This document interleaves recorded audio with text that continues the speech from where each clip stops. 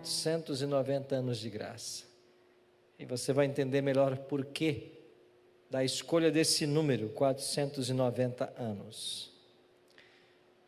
Ontem nós vimos a respeito do chifre pequeno, identificado como Roma pagã e Roma papal. E aqui nos versículos 11 e 12 é dito que esse chifre se engrandeceu até atingir o príncipe do exército, e dele tirou o sacrifício diário. E nós explicamos ontem que o tirar o sacrifício diário é o tentar substituir o papel de Cristo como nosso mediador no santuário celestial. E aí diz mais que o seu santuário foi deitado abaixo. A doutrina do santuário está sob forte ataque. Às vezes o próprio diabo ataca a doutrina, às vezes usa seus agentes. Mas o diabo odeia essa doutrina. Por quê? Porque um dia ele morou no santuário. E por causa do pecado, foi expulso de lá. E é por isso que ele odeia tanto esse tema. Deitou a verdade por terra e o que fez prosperou. Então a obra do chifre pequeno prosperou. E nós vimos ontem que um ancião lá no céu perguntou ao outro, um ser celeste, até quando vai durar essa obra do chifre pequeno? Que ele ataca o santuário, que ele ataca Deus, que ele ataca os santos, que ele deita a verdade de Deus por terra. Até quando vai durar isso? E o outro anjo responde no versículo 14: até que se passem 2.300 tardes e manhãs. Pois quando se passarem esse período, o santuário será purificado. E nós entendemos que a purificação do santuário tem a ver com a chegada do juízo, quando então o juízo aconteceria e o reino seria entregue aos santos. O reino seria tirado das mãos desses poderes representados pelos metais da estátua e pelos 4 animais do capítulo 7 e seria entregue aos santos do Altíssimo. Então agora nós vamos estudar uma profecia chamada das 70 semanas, e esta profecia faz parte da profecia maior dos 2.300 anos. Vamos começar com Daniel 9:24. O anjo explica para Daniel o seguinte: Daniel, 70 semanas estão determinadas sobre o teu povo e sobre a tua santa cidade. Aqui é Jerusalém. E o teu povo? O povo judeu. 70 semanas estão determinadas. A palavra no original é shatá. E shatá quer dizer cortadas, separadas. Cortadas de quê? Do período maior dos 2.300 anos. Então, 2.300 anos vão se passar para que venha o juízo. Mas deste período, 490 anos ou 70 semanas serão separadas para o teu povo. Então nós entendemos de que a profecia das 70 semanas, ela começa na mesma data que a profecia dos 2.300 anos. E nós temos aqui em Daniel capítulo 9, olha aí para o verso 25, sabe e entende, Daniel 9:25, desde a saída da ordem para restaurar e para edificar Jerusalém. Aqui está o marco histórico inicial, a saída da ordem para restaurar e edificar Jerusalém. Quando vamos para o livro de Esdras, você encontra 3 decretos, um decreto no capítulo 2, um decreto no capítulo 6 e um no capítulo 7. O do capítulo 2 é o decreto de Ciro, o do capítulo 6 é o de Dario e o capítulo 7 é o decreto de Artaxerxes. Por que nós pegamos o 3º decreto como data inicial da profecia dos 490 anos em 457? É porque Esdras 6:14 diz que os anciãos começaram a reconstrução de Jerusalém segundo a ordem do Deus de Israel e segundo o mandato de Ciro, Dario e Artaxerxes. Então, se Esdras 6,14 me coloca os 3 decretos juntos, nós entendemos que esses decretos foram cumulativos. Um foi se somando ao outro. E é por isso que só podemos começar o período profético, a contagem dele, quando sai o 3º e último decreto. E ele vai entrar em vigência em 457 a.C. Se viajarmos 490 anos na história, chegaremos ao ano 34. Então, esse período de tempo foi o período que o anjo disse que seria um tempo de graça para o povo judeu, para que eles se arrependessem. Só que o anjo pegou esse período e dividiu. Ele diz assim: 7 semanas e 62 semanas, e as praças e as circunvalações se reedificarão, mas em tempos angustiosos. Por que ele dividiu em 7 semanas e 62? Porque quando se passaram 7 semanas ou 49 anos, chegamos ao ano 408, e aqui ficou pronta a reconstrução civil de Jerusalém. Aí o anjo continua: agora, quando se passarem as 62 semanas, aparecerá o ungido, o príncipe. E se você sai de 408 e viaja 434 anos, você chega ao ano 27. Lá está Cristo sendo batizado. Ele é o príncipe, ele é o ungido. Aí você pergunta: mas pastor, por que é que Jesus está sendo batizado no ano 27 e ele tem 30 anos? Não deveria ser então no ano 30? Muitos perguntam isso, né? Vamos explicar para todos entendermos. A história cristã, ou como nós chamamos hoje, antes e depois de Cristo, esse é um cálculo que só surgiu na Idade Média. Nos dias de Cristo, nos primeiros séculos da história, não havia essa história de antes e depois de Cristo. Mas na Idade Média, um monge quis datar o exato nascimento de Jesus. Esse monge chamava-se Dionísio Exíguo. E ele quis saber a data exata do nascimento de Jesus. E ele, estudando os calendários, entre eles os calendários judaicos, ele chegou à conclusão de que Jesus nasceu no ano 753 da fundação de Roma. Ou seja, Roma foi fundada e o Império Romano contava a sua história a partir da fundação de Roma. Então, Roma foi fundada e, passados 753 anos, Jesus nasceu. Então, ele pegou o ano 753 da fundação de Roma e colocou como sendo o ano 0, o ano do nascimento do Senhor. Aí, o ano 754 da fundação de Roma foi o nosso ano 1, e assim por diante. Mas como ele começou essa história do ano 0, do ano do Senhor, do ano Domini, daí a expressão AD dos livros, isso foi muito bem aceito, e o mundo acabou abraçando esse calendário cristão. E hoje nós estamos no ano 2020 AD, ano Domini, ano do Senhor, ano do nascimento do Senhor. Então o mundo ocidental aceita com hegemonia esse calendário cristão. O mundo oriental tem países que estão em outro calendário. Mas então ele datou como sendo o ano 0, o ano 753 da fundação de Roma. Acontece que depois se descobriu de que ele errou em seus cálculos. E aquilo que ele datou como sendo o ano 0, Jesus já estava com 3 para 4 anos de idade.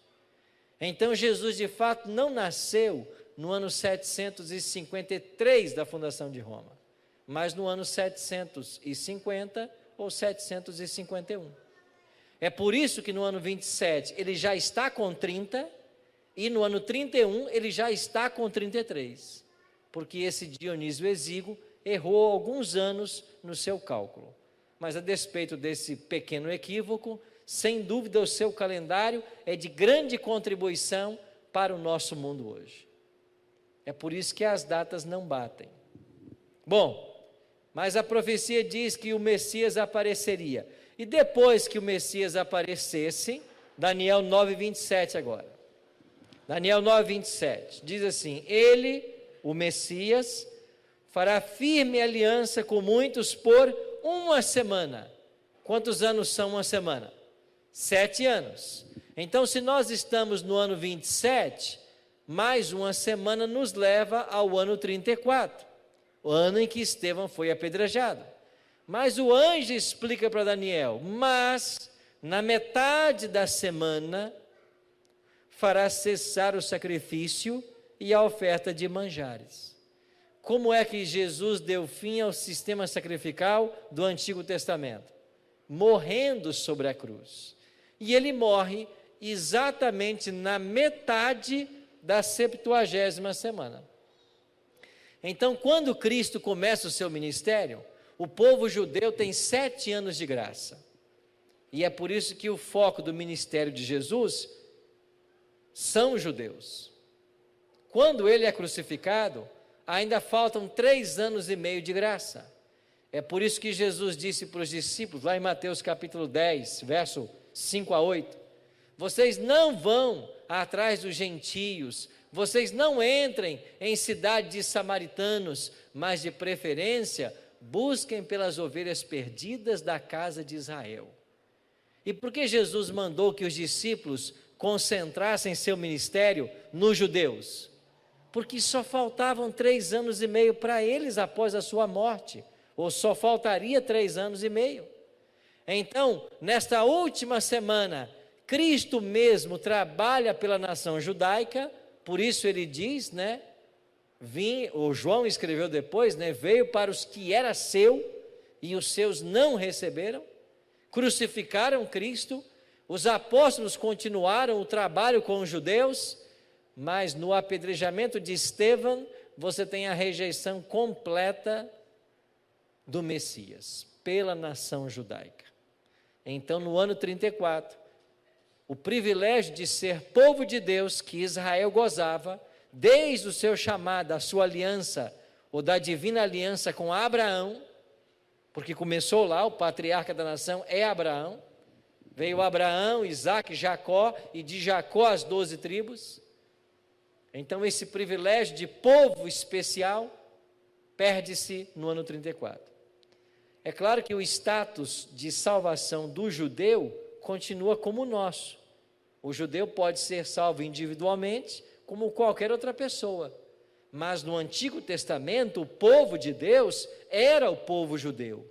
Não é mais, de 34 para cá. E quem é povo de Deus hoje? O novo Israel que Paulo vai chamar. É aquele que aceita Cristo como Salvador. Então nós vimos ontem que esta profecia de 70 semanas de graça termina no ano 34. E se o período para a purificação do santuário seria de 2.300 anos, e nós já viajamos 490, agora nos faltam viajar ainda 1.810 anos para encontrarmos o juízo, ou a purificação do santuário. Se estamos no ano 34, basta você viajar mais 1.810 e nós vamos chegar ao ano 1844. Pronto, aí está o ano em que o juízo ou a purificação do santuário celestial começaria. E nós vimos de que o juízo em Israel acontecia no 10º dia do 7º mês. E se nós transpusermos essa data do calendário judaico para o nosso calendário, que é o gregoriano, nós teremos no ano 1844, um dia da expiação no dia 22 de outubro. Então, na terça-feira, 22 de outubro de 1844, Jesus entra no segundo compartimento do santuário no céu para começar o juízo. Isso está em perfeita harmonia com a primeira mensagem angélica, Apocalipse 14, 7. Temei a Deus e dá-lhe glória, pois o quê? é chegada a hora do seu juízo. Esta mensagem foi pregada em 1844.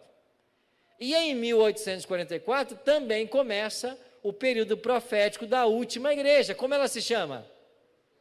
Laodiceia. E o que quer dizer a palavra Laodiceia? Povo do juízo, povo julgado. Então nós representamos a igreja de Laodiceia. Estamos vivendo o período de Laodiceia. Não devemos ser laodiceanos, porque o laodiceano é morno.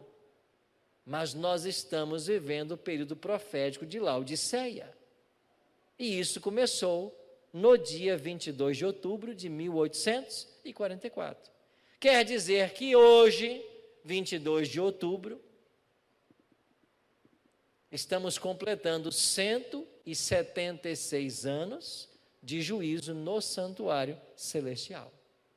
Há 176 anos, Cristo está julgando lá no céu. E quando ele terminar esse juízo, ele voltará à terra. Esta mensagem foi muito especial e ela teve um duplo cumprimento em 1844. Duas coisas aconteceriam no final desse período profético. Primeiro, no céu, uma nova fase da obra de Cristo no santuário. Jesus passaria para o Santíssimo, começaria a sua obra sumo sacerdotal, começaria o juízo. E na terra, surgiria a igreja remanescente, restaurando as verdades bíblicas. Por que na terra surgiria a igreja remanescente? Porque ela por 12 séculos fora levada para o deserto, aonde Deus a susteve por 1260 anos. Só que esse período que a igreja estava no deserto termina em 1798. E em algum momento pós 1798, a igreja remanescente, a igreja verdadeira, ela tem que sair do deserto e ela tem que aparecer no cenário mundial. E nós entendemos que ela sai em 1844, ou seja, 46 anos após o fim da supremacia papal. Então, Cristo foi sacerdote do ano 31 até 1844 e é sumo sacerdote desde 1844. Na terra, a igreja remanescente surgiria restaurando as verdades bíblicas, as verdades da palavra de Deus. E aí, nós temos que voltar um pouco na história, lá nos idos de 1830, e vamos encontrar este homem, William Miller, ou como chamamos em português, Guilherme Miller. Quem era Miller? Guilherme Miller era membro da Igreja Batista, um fazendeiro em Lowhampton, estado de Nova York, nos Estados Unidos. E ele teve um grande interesse no estudo das profecias, porque ele foi testemunha de vários eventos da sua época, entre eles a queda das estrelas de 1833, que aconteceu na Nova Inglaterra, região bem próxima a Lowhampton. Então Miller, como milhares de pessoas no mundo, se voltaram para as profecias para entender o que estava acontecendo. E Miller começou o seu estudo auxiliado por uma concordância bíblica. E ele começou em Gênesis 1, verso 1, e não avançava enquanto não compreendesse o que a Bíblia estava dizendo. Esse estudo temático da Bíblia, ou melhor, textual da Bíblia, durou cerca de 8 anos. E ele finalmente se deparou com Daniel 8,14. Até 2.300 tardes e manhãs o santuário será purificado. Miller pensou, como pensavam os crentes da sua época, de que a purificação do santuário, o santuário seria a terra, e a purificação do santuário seria a purificação da terra. E como a terra vai ser purificada? Pela volta de Cristo. E o pensamento dominante dos cristãos lá do século XIX era o pós-milenialismo. Deixa eu corrigir. Era o pré-milenialismo. Ou seja, haveria um período de paz, 1000 anos. E eles começaram agora a entender que Jesus voltaria no final desse período profético. Então Miller, depois de estudar bastante o assunto, a esposa o perguntava: por que você não prega o que você está estudando? E ele um dia, angustiado, fez uma oração e disse: se alguém me convidar para pregar, então isso será um sinal de Deus. E quando ele terminou a sua oração, passado alguns minutos, chegou um sobrinho dele.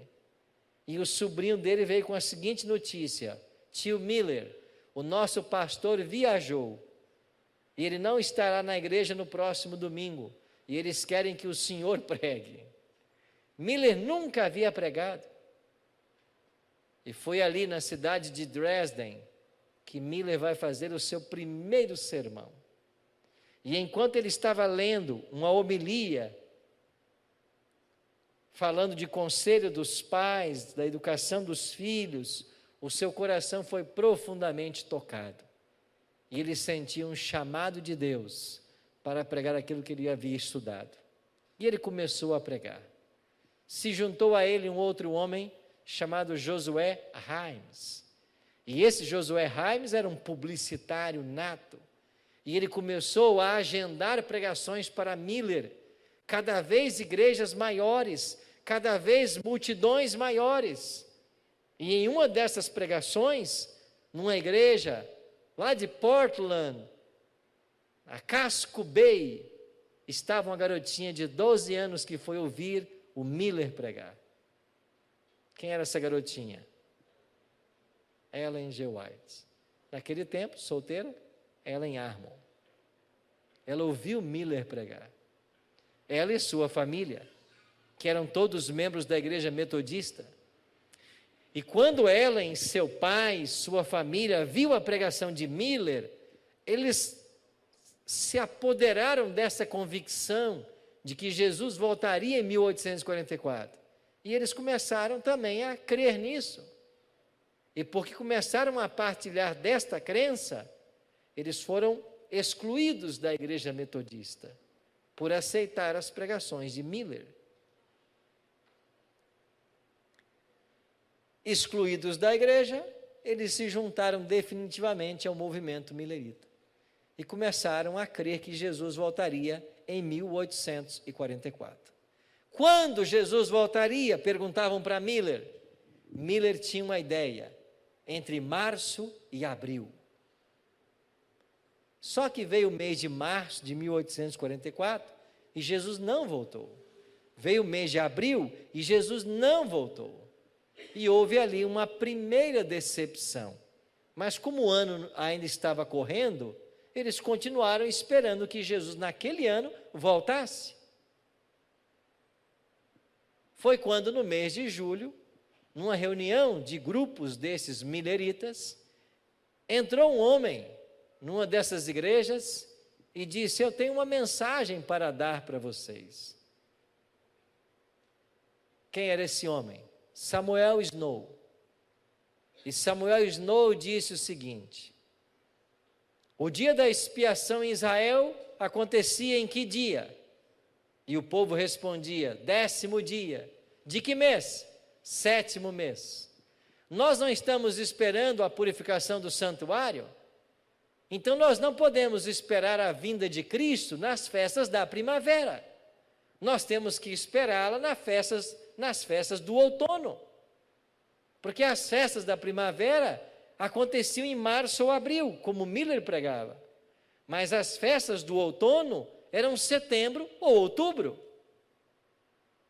Então Snow perguntava para a igreja: a festa da expiação estava na primavera ou no outono? E a igreja respondia: no outono. Então por que estamos aguardando Cristo para a primavera? Ele não volta na primavera, ele volta no outono. Em que mês? No 7º. Em que dia? No 10º dia. E sabem qual será o 10º dia do 7º mês, esse ano, 1844? Será o dia 22 de outubro, daqui a 60 dias. E houve um verdadeiro reavivamento. 60 dias? Então Cristo volta daqui a 60 dias. Isso é o dia da expiação, é o 10º dia do 7º mês. E eles estavam convictos de que Jesus voltaria no dia 22 de outubro. Aí começou o que nós chamamos na história de o movimento do 7º mês, porque é no 7º mês que ele volta. Então as pessoas começaram a pregar essa mensagem que Snow levantou com todo ardor. Muitos venderam suas fazendas, suas propriedades, e todo o dinheiro que eles levantavam, eles investiam nas publicações. Os milleritas chegaram a publicar 40 periódicos falando da volta de Cristo. E calcula-se que entre 50 e 100 mil pessoas faziam parte desse movimento, todos esperando que Jesus voltasse no dia 22 de outubro. Aproximado o dia, Miller se dirigiu para esse local, para esta rocha, batizada hoje de a Rocha da Ascensão, atrás da sua fazenda, lá em Lowhampton. Aqui se juntou a Miller, seu íntimo amigo Josué Raimes, os familiares, mais alguns amigos, e eles foram para ali, esperar que o dia 22 chegasse. Em algum momento desse céu, em algum momento nesse céu, Jesus apareceria. E eles cantavam hinos que falavam a respeito da volta de Cristo. Um deles diz assim: vou ao céu, sou peregrino, vou morar eternamente com Jesus. Terra santa, maravilhosa.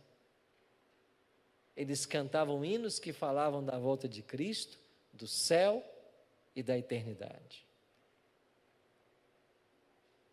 Amanheceu a terça-feira, 22 de outubro, deu meio-dia, deu pôr do sol, e quando escureceu aquela terça-feira, também escureceram seus sonhos, e foi grande a decepção. Posteriormente eles escreveram: choramos e choramos, até a última lágrima. Que decepção terrível. Jesus não voltou.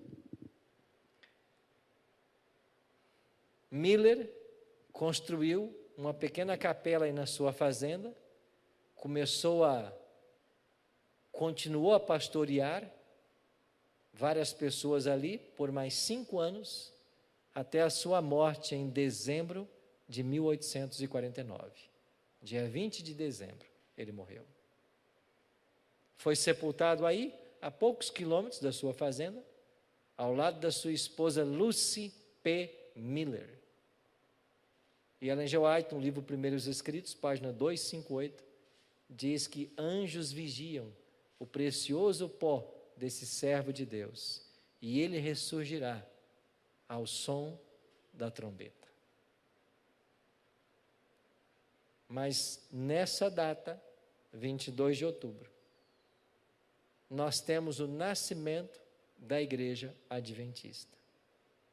E assim como a igreja cristã primitiva nasceu do desapontamento da cruz, a igreja adventista nasce do desapontamento millerita. E esta igreja, nascida do desapontamento, segundo o Apocalipse 12, 17 e 14, 12, teria 2 características chaves: guardaria os mandamentos de Deus e teria o testemunho de Jesus. Em 1844 e nos anos posteriores, a igreja começou a sistematizar sua doutrina. E as primeiras doutrinas que a igreja sistematizou foi a volta de Cristo, o milênio literal no céu, a doutrina do santuário, o ministério bifásico de Cristo no santuário. Anos depois veio o sábado, em 1863 a reforma de saúde, e assim a igreja foi sistematizando aquilo que ela crê. Mas desde o início, os adventistas tornaram-se sabatistas, porque nós aprendemos com uma mulher chamada Raquel Oakes a guardar o sábado.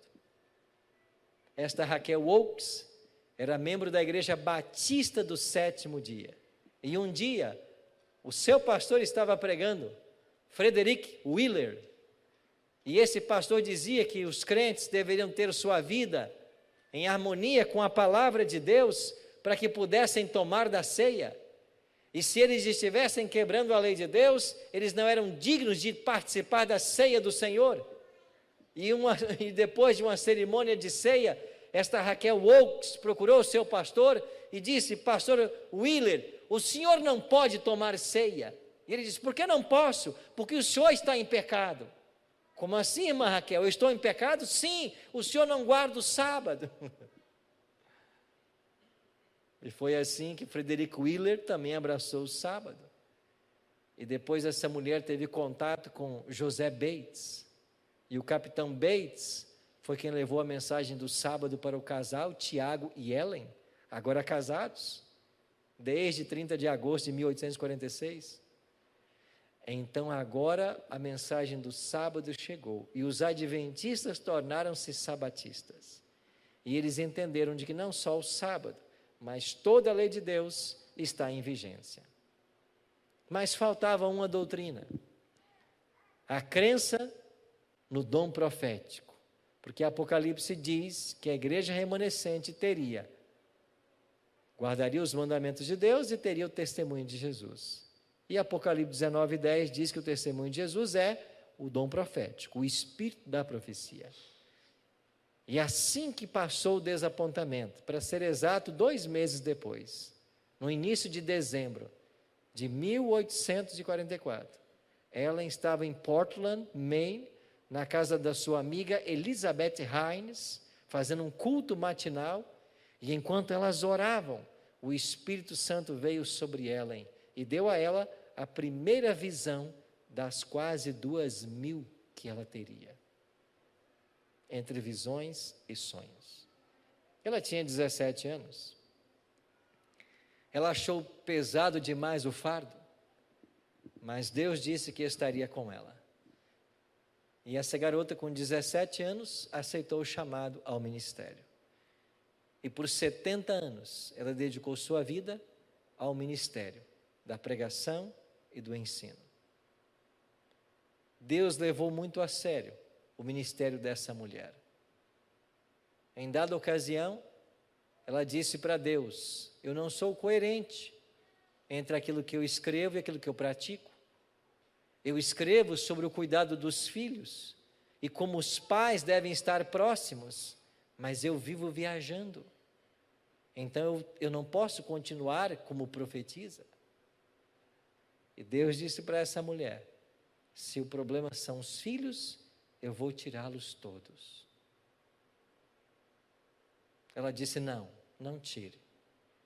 Eu vou continuar viajando. Mas você percebe a seriedade com a que Deus encarava o ministério dessa mulher? E por 70 anos foi assim. Eu podia contar lindas histórias para vocês a respeito dessa mulher, dos milagres. Contar apenas um deles. A casa que ela morava em Battle Creek era uma casa de 2 andares. Em ocasião estava ela, uma mulher que trabalhava ajudando em casa, e apenas um filhinho pequeno que ela tinha. E ela estava no andar superior. E o pequenininho brincando no primeiro andar onde a empregada estava. De repente a empregada começou a gritar, porque o filhinho dela havia caído dentro de uma bacia com água e havia se afogado. E quando a empregada percebeu, o corpinho já estava sem vida. E ela começou a gritar: irmão White, irmão White. E quando a senhora White desceu para o primeiro pavimento, ela encontrou o filho morto dentro de uma bacia com água. Ela tomou essa criança nos braços, saiu da casa, o deitou na grama do lado de fora da casa e começou a clamar a Deus. Os vizinhos todos correram, vendo o desespero da família. E depois de passados vários tempos, um vizinho disse: irmão White, não tem o que fazer, ele está morto. Mas Ellen pegou o seu bebê e começou a rolá-lo na grama e a clamar a Deus. Isso depois de vários minutos do corpo sem vida. E de repente, a criança voltou a respirar. E Deus ressuscitou o filhinho dela. Essa era Ellen G. White. Uma mulher tremendamente usada por Deus. Poucos dias agora houve um grande incêndio na Califórnia. Um grande incêndio na região onde está a casa que ela morreu. Lá em Santa Helena. Oak Hill. Não é Oak Hill. Elms Haven. E o fogo chegou bem perto. Passou por outros lados. Queimou tudo ao redor.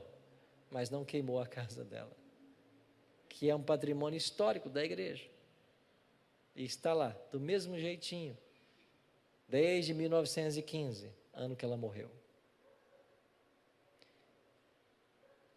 Eu visitei essa casa algumas vezes. Em uma delas, eu estava lá num sábado.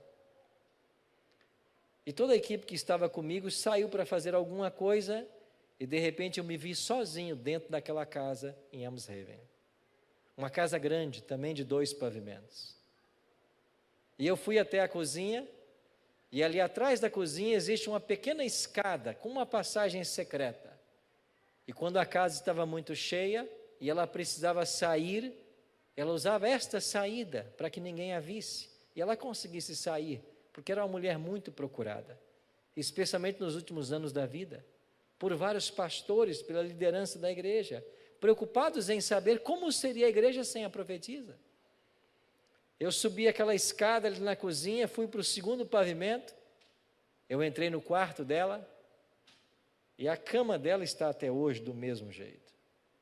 E eu me assentei na cama dela, e fiquei pensando comigo naquele sábado à tarde, quantas vezes os anjos vieram aqui nesse quarto, falar com ela nessa cama. Inclusive no nosso hospital de Santa Helena, que está no alto de uma colina, e dá para ver da janela do quarto dela. Lá no hospital, os médicos e enfermeiros, todos tinham a mesma história, de que em várias madrugadas, quando eles estavam de plantão, eles olhavam para o vale, e na janela do quarto de Ellen, havia um brilho sobrenatural. E todo mundo no hospital sabia, é o anjo que está com ela. O anjo está visitando ela. E em uma dessas ocasiões em que ela estava deitada nessa cama, ela havia caído, quebrado o fêmur, não podia mais se locomover, e o anjo veio visitá-la. Ela disse para o anjo: eu acho que é chegada a minha hora, né? Porque agora eu não posso mais me locomover. E o anjo disse para ela: não, temos uma missão ainda para você. E parte dessa missão ainda foi fazer a última correção no livro Grande Conflito, terminar o desejado de todas as nações e publicar alguma coisa que ainda faltava, inclusive Patriarcas e Profetas, que só foi publicado póstumamente. Deus tinha uma missão para essa mulher, e a missão dela não foi só liderar a igreja nesse período turbulento que ela passou, mas deixar para esta igreja um legado de 100.000 páginas manuscritas. E aqui estão alguns dos seus livros. Um tesouro da igreja adventista. Porque nós temos em Ellen G. White uma profetisa moderna. Você quer saber aonde está a igreja remanescente? Ela surge no cenário profético, no dia 22 de outubro de 1844. Ela surge guardando a lei de Deus e ela tem um profeta moderno. Esta é a igreja remanescente. Fraca e defeituosa como possa parecer, mas é a menina dos olhos de Deus. Eu aprendi a amar esta igreja desde que eu me batizei aos 13 anos. E eu me lembro que naquele mesmo ano que me batizei, eu participei de um acampal no sul do Espírito Santo. E lá, o pregador do sábado foi o pastor John Wolfe, um dos presidentes da divisão sul-americana.